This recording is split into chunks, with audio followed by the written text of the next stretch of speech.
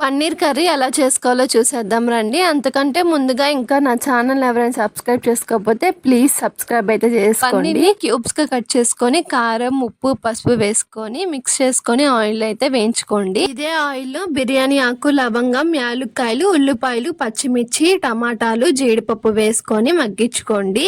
ఇది చల్లారిన తర్వాత మిక్సీ వేసుకొని పేస్ట్ చేసుకోండి. అదే కళాయిలో ఇంకొంచెం ఆయిల్ వేసుకొని పేస్ట్ వేసుకోండి.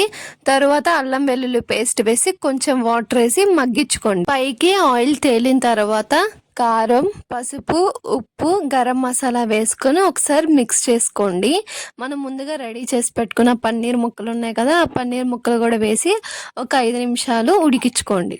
పన్నీర్ ముక్కలు ఉడికిన తర్వాత కసూరి మేతి, కొత్తిమీర వేసుకొని దించేసుకోవడమే. ఇది చపాతీలోకి చాలా బాగుంటుంది. మీరు కూడా ఒకసారి ట్రై చేయండి. నెక్స్ట్ ఏ రెసిపీ కావాలో కింద కామెంట్ చేసేయండి. మష్రూమ్